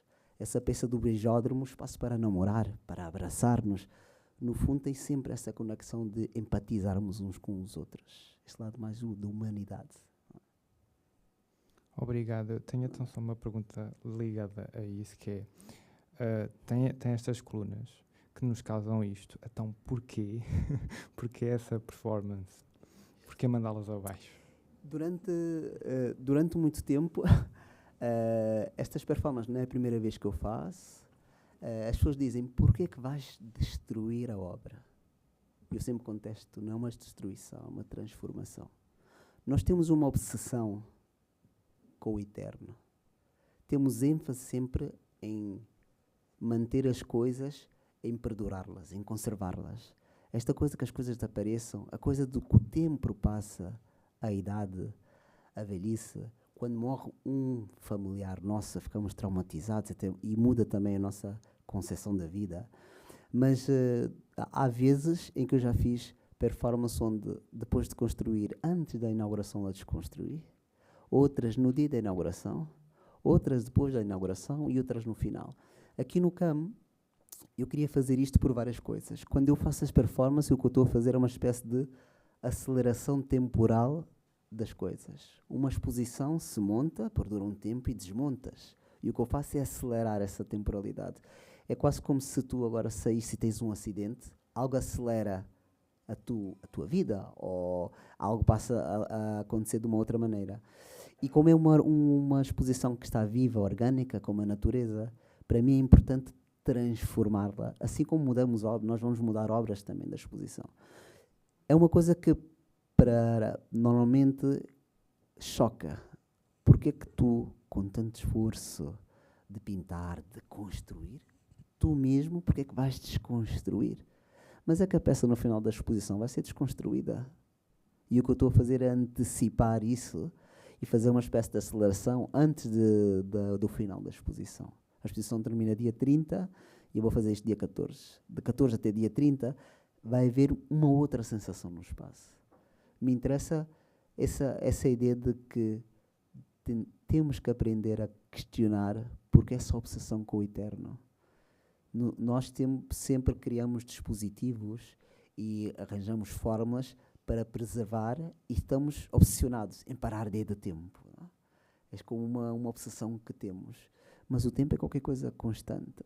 E durante todos estes anos as pessoas perguntavam porquê destruir? Porquê transformar? E o trabalho fala muito disto, que é uma metamorfose. Não é? O que somos nós, como vamos crescendo, que não somos mais crianças, vais crescendo, as coisas se transformam.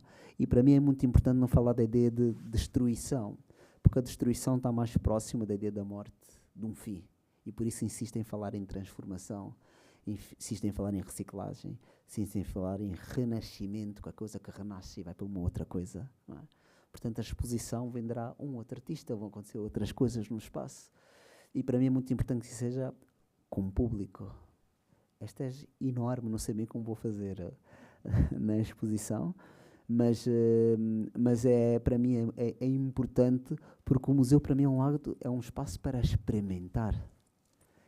É muito importante pôr isso em prática, quero experimentar e ver o que acontece.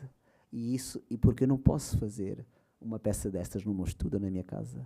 tem a possibilidade de pôr em prática algo que está aí. E o museu é um espaço experimental, é o meu estúdio, como eu digo, e quero fazer isto porque quero ver o que acontece. Não quero ficar só na teoria ou nos conceitos. Vivemos numa sociedade demasiado teórica, demasiado conceptual. Há obras com muito boas intenções, há curadores com muitas boas ideias. A Luz Bourgeois dizia, durante algum tempo, que havia muitas pessoas ou artistas espertos, com grandes ideias, mas apenas os que eram bons artistas eram muito poucos. Mas espertos, com boas ideias, há muitíssimos. Há uma outra coisa da arte que não se escapa, não é? Então há uma... eu acredito que para mim é muito importante aproveitar o momento dos museus, das exposições, para pôr em prática as coisas, não é? Portanto, esta exposição, e vos convido a todos, se quiserem, dia 14, será aberta ao público, podem vir para ver essa transformação. E no campo também, realmente me fascinou o projeto ACARTE. Acho que estamos carentes e órfãos de um projeto como daquela natureza, para aquilo que representou o país, não só a nível nacional, porque era um projeto que tinha a missão também de ir assim a todo o país, de trazer as grandes vanguardas nacionais também para Portugal. A companhia Ballet Gulbenkian foi uma coisa que nos marcou muito. Eu ainda lembro quando escolhi esse vídeo, o museu dizia, mas esse vídeo não está na coleção. Eu disse, não importa. Pedimos à RTP, mas é um vídeo que não está na coleção, mas que fala da história da instituição. E isso para mim era importante. Portanto, todas estas coisas, e a tua pergunta sobre a performance, eu penso que há eu tenho uma necessidade de aproveitar para testar coisas, de pôr em prática. Eu acho que os artistas é muito importante para não cair na apatia, não é? Na apatia, não cair também numa certa tensão que às vezes o mercado se queremos fazer assim, de te pressionar dentro de um estilo. Eu tenho um amigo que sempre me diz, Carlos, quando agora, e colecionadores, que dizem, bom, agora que eu estava a entender o teu trabalho, estás sempre a tirar o tapete dos pés. E eu acho que isso é importante, é muito importante, e porque isso é viver, é estar vivo, é querer experimentar, é não ter pânico com o errar. Eu acho que isso faz parte, temos que saber aceitar isso, porque isso, como disseste, faz parte da vida, a vida é assim.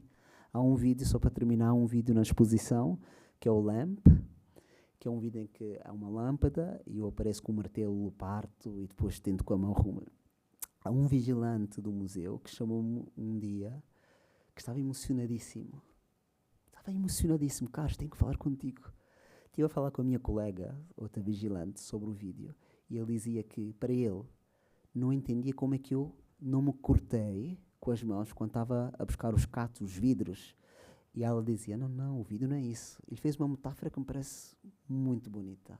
Relativamente à performance e tudo mais. O que ela disse foi, e ele ficou com isso na cabeça, disse, Carlos, me disse que a lâmpada é como a vida. Aparenta ser perfeita. E há muitos momentos na vida, e há certos momentos em particular, em que tudo se parte, se rompe. E nós, para seguir adelante, temos que tentar reconstruir tudo sem cortar-nos. E quando reconstróis essa lâmpada outra vez, ela não é a mesma coisa. E passas a viver com essas cicatrizes, mas continuas. E me pareceu uma metáfora muito bonita, e a potência da arte é quando ela, sem querer eu dizer isso, há algo que nos escapa e que comunica, porque é uma espécie de espelho. Me pareceu uma metáfora muito, muito, muito bonita dizer-me isso, e não consigo, Carlos dizia, não consigo dormir com esta ideia, faz todo o sentido, epá, isto é brutal, estava emocionadíssimo, e isso emociona muito. Obrigado. Uma última pergunta? Sim. É rápido, não é bem uma questão, era só para dizer. Nós fomos ontem ver a exposição também e gostámos imenso, e parabéns pela apresentação, também gostei muito. E era a questão que eu tinha era sobre esse trabalho da lâmpada, só que acho que não vale a pena dizer muito mais, mas que eu também, quando vi, tive uma interpretação e uma coisa diferente do que agora com toda a senhora, e acho que isso é que é o que traz a beleza quase todas as peças de arte, principalmente das suas. E quando eu vi também pensei nisso, da reconstrução, a reconciliação, momentos da vida que se partem, que nós tentamos passar por cima e reconstruir, e no fim desse vídeo a lâmpada está construída de novo, mas tudo em fita cola, e às vezes nós tentamos reconstruir coisas e nunca ficam tão perfeitas como no início. Portanto, a minha interpretação também foi essa. Se calhar há coisas que não vale a pena reconstruir, nunca vão estar tão boas como no início. Pronto, era só para dar esse input e os parabéns, e gostei muito. Obrigado. Obrigado a todos os participantes, Adelaide Ginja e Valentina Monteiro. Antes de uma salva de palmas ao Carlos Bunga, eu queria só partilhar também uma meditação muito rapidamente. Foi belíssimo ouvir-te. Acho que estamos diante de um artista que viveu e sabe mais do que diz. Isto é muito tocante, porque no contexto de grande competição em que estamos, mesmo nas artes, é muito... é muito tocante. Aprendo com um artista em que eu presinto que viste e sabes muito mais do que aquilo que estás a dizer que sabes. E a tua obra no Gulbenkian, nesta intervenção, é tão sábia precisamente porque trabalhas a contradição, a ideia de, aliás, os nómadas, falaste dos materiais de Adelaide Ginga, e aquilo parece ferro oxidado, não é? Um metal oxidado. Quando nos aproximamos é que descobrimos que é madeira. Essa ambiguidade dos materiais, não é? Como a catedral, que é monumental, mas nunca nos esmaga, acolhe-nos porque o material é cálido, como tu disseste, não é? E depois vai-nos acolher ao ponto de podermos entrar nas colunas. E para terminar, claro que a tua crítica institucional, ao ir aos arquivos, ao questionares o que é uma coleção, ao questionares qual é o papel social de uma instituição artística hoje, em 2026, que não pode ficar a dormir à sombra da bananeira ou dos louros construídos ao longo do tempo, tu tocas em cordas sensíveis do nosso presente, que são de enorme bravura, perspicácia, coragem, estética e política. E respondes, para terminar, claro, e citaste isso, ao medo que vai graçando à nossa volta, não é? Do outro, do desconhecido, do estrangeiro, e mostras-nos como as culturas sempre foram este caldeirão de diálogos, não é? E de acolhimento do outro, não é? De hospitalidade. E aqui termino. Só queria partilhar esta viagem, porque ouvir o Carlos foi um privilégio sem nome. Carlos Bunga, obrigado. Mas antes de uma salva de palmas, deixem-me deixar-vos um convite para a próxima sessão, dia 24 de fevereiro, o André Silva, o nosso capitão da Regi, está sempre atento. 24 de fevereiro recebemos o Acid Rita, às 15 horas, uma artista incrível que está prestes a abandonar o país, no sentido em que vai emigrar também. Portanto, é uma enorme generosidade vir estar connosco quando está de malas feitas para mudar de vida. E é uma artista maior de uma nova geração. E dia 2 de março deixo-vos o convite também aqui no Skynet, nesta linha da programação, a seguir ao Carlos Bunga, recebemos a Musa Paradisíaca, uma dupla de referência do nosso tempo também. São todos convidados, passem a palavra, vejam a programação online. Repito, isto é um programa aberto à cidade, tragam amigos, namorados, namoradas, família, curadores, intelectuais, venham, porque é assim que construímos comunidade também, comunidade pensante, e nos conhecemos melhor. Carlos Bunga, obrigado, e agora sim uma salva de palmas ao Carlos Bunga, obrigado a todos.